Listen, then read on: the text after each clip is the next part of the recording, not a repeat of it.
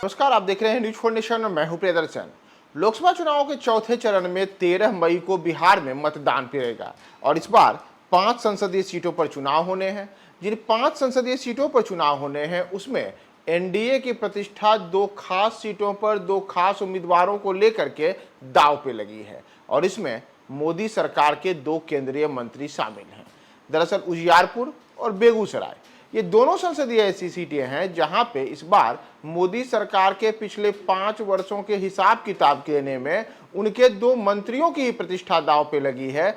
जिसमें एक तो केंद्रीय गृह राज्य मंत्री नित्यानंद राय हैं तो दूसरे अक्सर अपने बयानों से सुर्खियां बटोरने वाले गिरिराज सिंह हैं। तो दरअसल अगर हम बात करें उजियारपुर और बेगूसराय सीट पर इन दोनों की प्रतिष्ठा की, तो इसके पहले हम आपको बता दें कि जो उजियारपुर सीट है, इस उजियारपुर सीट पर एनडीए चाहती है कि इस बार हम जीत का चौका लगाएं। दरअसल जीत का चौका इसलिए लगाएं क्योंकि वर्ष 2009 से जब से उजियारपुर सीट पर लोकसभा के चुनाव नए परिसीमन के बाद हो रहे हैं, तब से लगातार यह सीट एनडीए के कब्जे में है। यानी कि वर्ष 2009 में जदयू ने जीत हासिल की, उसके बाद यह सीट भाजपा के खाते में जब गई तो 2014 और 2019 लगातार दोनों चुनावों में यहां से नित्यानंद राय ने जीत हासिल की और अब जीत के हैट्रिक लगाने के लिए नित्यानंद राय एक बार फिर से चुनाव मैदान में उतरे हुए हैं। इस बार उनका मुकाबला आलोक मेहता से है, लेकिन ऐसा नहीं है कि आलोक मेहता से कोई पहली बार नित्यानंद राय मुकाबला कर रहे हैं,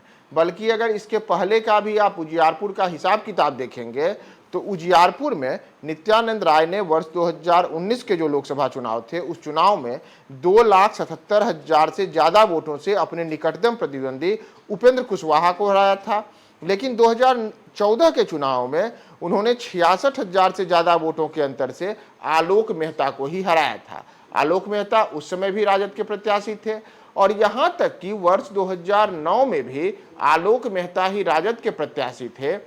और उस चुनाव में उन्हें जदयू उम्मीदवार से हार का सामना करना पड़ा था। यानी कि आलोक मेहता उजियारपुर सीट पर एक ऐसे प्रत्याशी हैं जो चुनाव दर चुनाव वहां लगातार मौजूद तो रहे हैं, लेकिन कभी जीत उनके पाले में नहीं आई है। तो ऐसे में आलोक मेहता इस बार चुनाव में बड़े तरीके से वहां जोरदार से मैदान में उतरे हैं और कई समीकरणों को अपने पक्ष में बताने का दावा कर रहे हैं, जिसमें एक बड़ा पक्ष उजियारपुर का जो जातीय समीकरण है वह भी है। दरअसल अगर आप उजियारपुर सीट को देखेंगे तो उजियारपुर सीट पर कोयरी मतदाताओं की अच्छी खासी संख्या है, साथ ही साथ जो अति पिछड़ा समुदाय से आने वाले मतदाता हैं उनका एक बेहतरीन वर्ग है, यादवों की अच्छी खासी आबादी है और इतना ही नहीं, निर्णायक भूमिका में तो भूमिहार और ब्राह्मण मतदाता भी उजियारपुर में है। तो ऐसे में करीब 2 लाख कोयरी मतदाता और करीब 1,80,000 से ज्यादा यादव मतदाताओं वाले उजियारपुर में इन दोनों वर्गों के अतिरिक्त जो करीब 3 लाख अन्य वर्गों के मतदाता हैं, जिसमें कि अति पिछड़ा वर्ग के खास करके जो मतदाता हैं, उनका वोट किस ओर जाता है, यह नित्यानंद और आलोक मेहता इन दोनों की जीत हार में बड़ा फैसला करेगा। जैसे 2014 का चुनाव जब हुआ था तब मतदाता अलग अलग वर्गों में बटे थे। एक और उस समय जो प्रत्याशी के तौर पर राजद के प्रत्याशी जो वहाँ पे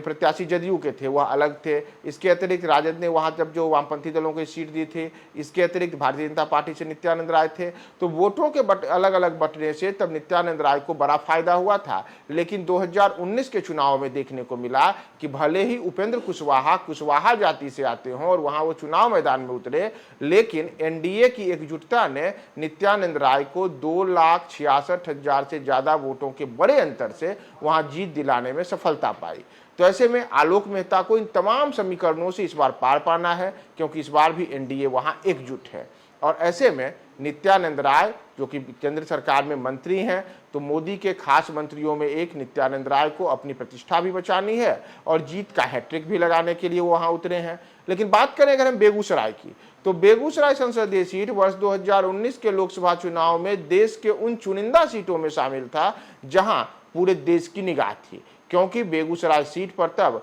गिरिराज सिंह को कन्हैया कुमार ने टक्कर देने के लिए मैदान में आए थे। यानी कि वामपंथी उम्मीदवार के तौर पर तब कन्हैया ने गिरिराज सिंह का जोर शोर से मुकाबला किया था और देश की कई नामचीन हस्तियां बेगूसराय में 2019 में चुनाव प्रचार के लिए कन्हैया के पक्ष में वहां आए थे। लेकिन तमाम प्रयासों के बाद भी बेगूसराय एनडीए का एक अजेय किला साबित हुआ और एनडीए ने वहां यानी कि गिरिराज सिंह ने वहां 4 लाख वोटों से ज्यादा बड़े अंतर से वहां पे उन्होंने कन्हैया कुमार को हराने में कामयाबी पाई थी। इतना ही नहीं, अगर जीत हार के आंकड़े को आप देखेंगे तो वर्ष 2014 में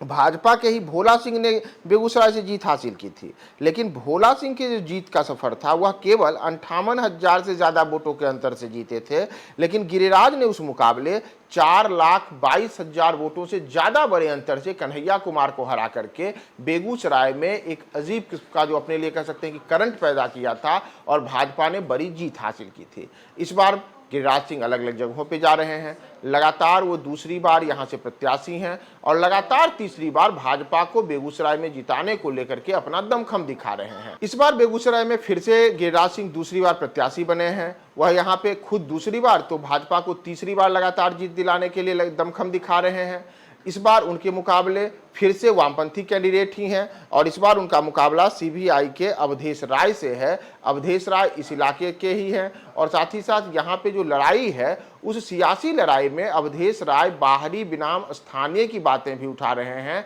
लेकिन इन तमाम चीज़ों में गिरिराज सिंह जो केंद्र सरकार में मंत्री हैं उनके कामकाज का हिसाब भी वहाँ की जनता मांग रही है। बार बार अलग अलग तरीके के कई वीडियोज और वो चीज़ें सामने आई हैं जिसमें गिरिराज सिंह को लेकर के तमाम तरीके की बातें सामने आई। तो गिरिराज सिंह के लिए इस बार जो मुकाबला है वह भले ही पिछली बार की तरह लाइमलाइट वाला नहीं हो, यानी कि पिछली बार कन्हैया कुमार के चुनाव मैदान में रहने से यहाँ काफी जोर शोर से पूरे देश की नजर थी, तो काफी ज्यादा चर्चा बेगूसराय की हो रही थी। लेकिन इस बार बेगूसराय में गिरिराज सिंह को अपने कामकाज का भी हिसाब देना है, साथ ही साथ गिरिराज सिंह को तमाम समीकरणों को भी साधना है। लेकिन समीकरणों में गिरिराज सिंह का भूमिहार जाति से आना वहां उनके लिए एक सुगम राह की ओर ले जा रहा है। दरअसल अगर आप बेगूसराय की बात करेंगे तो बेगूसराय में जो सर्वाधिक मतदाता है उसमें सवर्णों का बोलबाला है और विशेषकर भूमिहारों का बोलबाला है। तो भूमिहार जाति से आने के कारण गिरिराज सिंह के लिए एक यह उनके लिए कह सकते हैं कि बेहतर है कि उनके पक्ष में एक ये जातीय गोलबंदी अगर होती है